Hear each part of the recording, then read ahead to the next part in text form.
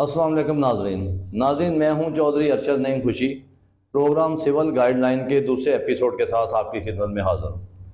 नाजरीन, सबसे पहले तो एपिसोड 1 के अंदर एक वर्ड की करेक्शन फरमा लें कि उसके अंदर just that was a tongue slip को मैंने एक वर्ड बोल दिया civil proceeding code, but the word was civil procedure code CPC।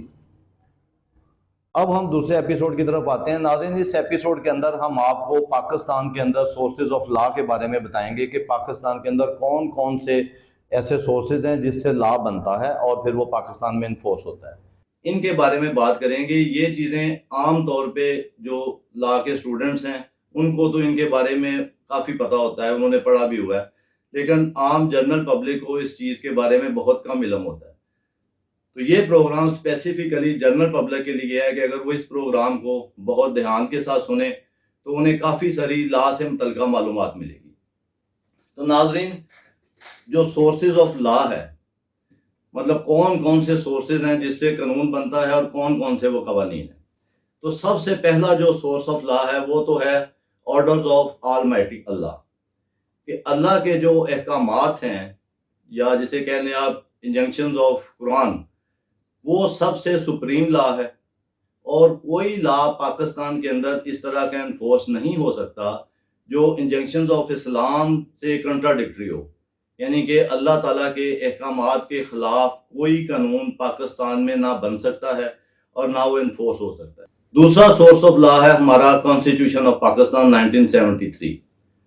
Pakistan का आइन जो है वो बेसिक सोर्स ऑफ लॉ है कि कोई भी कानून जो बनेगा जो पाकिस्तान में इन्फोर्स होगा वो with in the parameter of constitution होगा।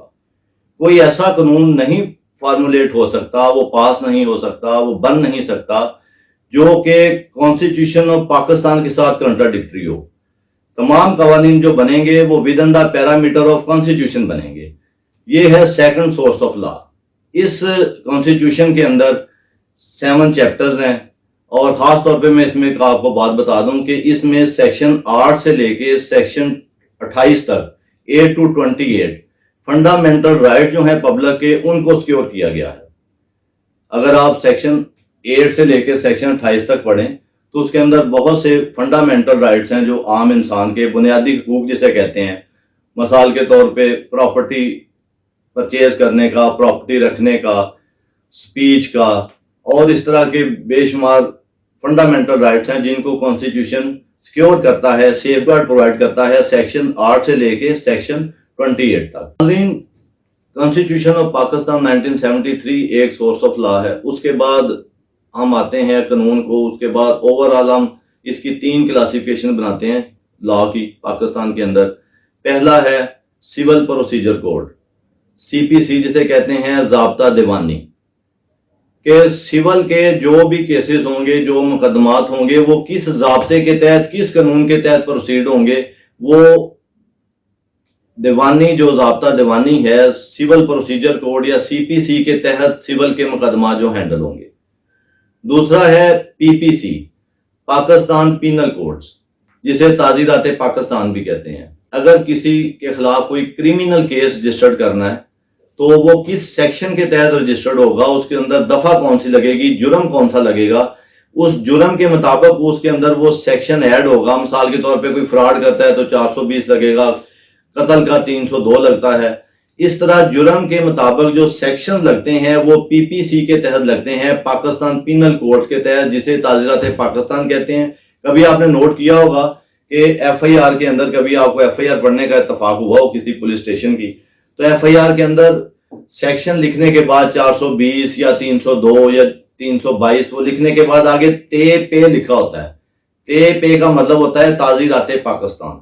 अगर आप इसे इंग्लिश में कहें तो PPC कहेंगे, पाकिस्तान पीनल कोड कहेंगे। अब क्रिमिनल केस तो रजिस्टर्ड हो गया, उस क्रिमिनल केस ने आगे प्रोसीड भी होना है। उसने जिस ज़ाब्ते के तहत प्रोसीड होना है, इवन के जो FIR रजिस्टर्ड होनी है वो भी जिस ज़ाब्ते के तहत रजिस्टर्ड होनी है, वो जो कानून है उसको प्रोसीड करने का किसी बंदे के खिलाफ क्रिमिनल प्रोसीडिंग्स, उसको हम कहते हैं ज़ाब्ता फौजदारी, यानी कि CRPC क्रिमिनल प्रोसीजर कोड।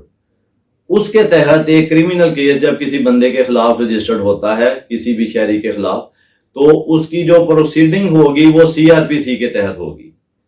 ये तो बेसिक 3 लॉज हैं, सीपीसी, ज़ाब्ता दीवानी या ज़ाब्ता कह लें कि क्रिमिनल सिविल प्रोसीजर कोड, दूसरा पीपीसी पाकिस्तान पीनल कोड जिसके तहत क्रिमिनल केस जो रजिस्टर्ड होता है, और तीसरा है सीआरपीसी के जिस ज़ाब्ते के तहत उस क्रिमिनल केस ने आगे प्रोसीड होना है।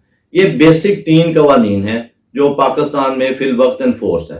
उसके अलावा बेशुमार और कवानीन हैं जिनको माइनर एक्ट्स कहते हैं, स्पेशल लॉज हैं, मसलन फाइनेंशियल इंस्टीट्यूशन रिकवरी ऑर्डिनेंस है।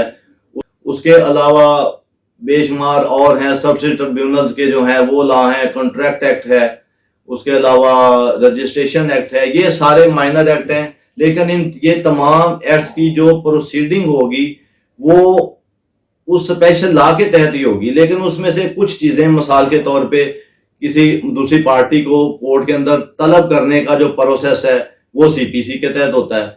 उसके अलावा उसके अंदर कुछ लॉज के अंदर एविडेंस जो होती है वो भी उसके अंदर भी कुछ चीजों के अंदर आके सीपीसी उसके ऊपर एप्लीकेबल होती है स्पेशल लॉज के अंदर। लेकिन जहां पे स्पेसिफिकली जिक्र किया हो कि इस चीज के लिए सीपीसी अप्लाई होगी, वहां पे तो सीपीसी अप्लाई होगी, लेकिन बाकी जो सेक्शन होते हैं उसके ऊपर सीपीसी अप्लाई नहीं होती। वो जो उस स्पेशल लॉ के जो अपने कवानीन है उन्हीं के तहत वो केस प्रोसीड होगा। हाँ, स्पेसिफिकली बाज दफा किसी एक इशू के ऊपर वो स्पेशल लॉ जो है वो साइलेंट होता है। जहां पे वो लॉ साइलेंट हो वहां पे आप सीपीसी में से उसका सोल्यूशन आप उस इशू का आप वो सर्च कर सकते हैं, तलाश कर सकते हैं, फिर वो इशू जो होगा वो सीपीसी के तहत प्रोसीड होगा। लेकिन स्पेशल लॉ के अंदर आम तौर पे अमूमन सीपीसी का इतलाक नहीं होता। उस स्पेशल लॉ के अंदर ही उसकी सारी प्रोसीडिंग का तरीकाकार भी बताया होता है और वो सारा केस उसी स्पेशल लॉ में प्रोसीड होता है। तो नाज़रीन, अब हम इस प्रोग्राम को समअप करते हैं कि आज के प्रोग्राम में हमने सोर्सेज ऑफ लॉ को डिस्कस किया। पहला सोर्स है हमारा, फर्स्ट सोर्स है कि ऑर्डर्स ऑफ ऑलमाइटी अल्लाह, कि अल्लाह ताला के अहकामात, इंजंक्शंस ऑफ कुरान जो है वो हमारा पहला सोर्स ऑफ लॉ है। सेकंड है हमारा कॉन्स्टिट्यूशन ऑफ पाकिस्तान 1973। उसके बाद बाकी कवानीन सब जो है वो with in the parameter, with in the ambit of constitution जो है वो बनेंगे। उनमें उसकी हमने 3 क्लासिफिकेशन की हैं, सीपीसी, पीपीसी और सीआरपीसी। उसके बाद माइनर एक्ट्स हैं जो बहुत सारे दूसरे मैटर्स को डील करने के लिए कवानीन बनाए गए हैं। रेंट के कवानीन हो गया, गार्डियन एक्ट हो गया, कॉन्ट्रैक्ट एक्ट हो गया, और बेशुमार कवानीन है वो माइनर एक्ट्स में आते हैं। अब एक इसके अंदर बहुत एक अहम चीज़ ये है कि ये कवानीन बनते कैसे हैं। नाज़रीन, कवानीन जो बनाने का जो अथॉरिटी है, जो इख्तियारात हैं, वो सिर्फ और सिर्फ पार्लियामेंट को हासिल है। जो लॉ पूरे पाकिस्तान के अंदर इन्फोर्स होना है उसको कौमी असम्बली जो है, नेशनल असम्बली, वो पार्लियामेंट उसको बनाएगी उस लॉ को।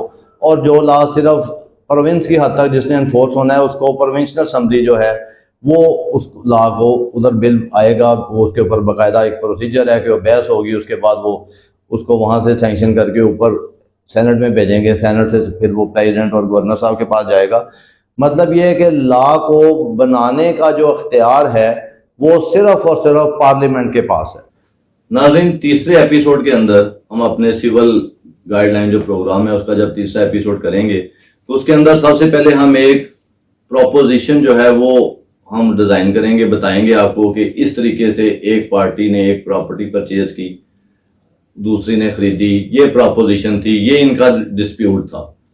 फिर उस केस को किस कानून के तहत, किस सेक्शन के तहत, उसके सिविल प्रोसीजर कोड के किस सेक्शन के तहत उसको ड्राफ्ट करना है, ड्राफ्ट कैसे करना है, ड्राफ्टिंग के अंदर क्या क्या चीज़ें उसके अंदर अपने सूट के अंदर, दावे के अंदर शामिल करनी है।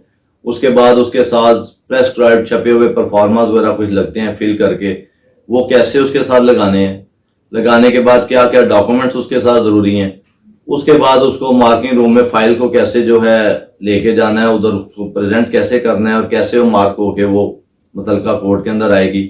और फिर उसका प्रोसेस जो है, पहला प्रोसेस तलबी का दूसरी पार्टी को, वो जज साहिबान कोर्ट्स ऑर्डर किस तरह करती हैं और फिर आपने उनकी कंप्लायंस कैसे करनी है। यहाँ तक हम अगले प्रोग्राम के अंदर आपको बताएंगे और ये प्रोग्राम आई थिंक ज़्यादातर लॉ के जो स्टूडेंट्स हैं या जो न्यू कमर लॉयर्स हैं उनके लिए ही ये प्रोग्राम ज़्यादा मुफीद होगा। तो अगर आपको हमारा प्रोग्राम पसंद आया है और आप हमारे अगले प्रोग्राम देखना चाहते हैं, आप ये चाहते हैं कि प्रोग्राम आप तक बर वक्त पहुँच सकें, तो हमारे चैनल को सब्सक्राइब कर दें और बेल आइकन के बटन को पुश कर दें, और अगर आप पसंद करें तो उसको लाइक भी कर दें, ताकि हमारे अगले अपकमिंग जो एपिसोड्स हैं वो आप तक बर वक्त पहुँच सकें। मुझे इजाज़त दीजिए। अल्लाह हम सबका हामी और नासर हो। अल्लाह हाफ़िज़। उसके अलावा रेंट के लॉज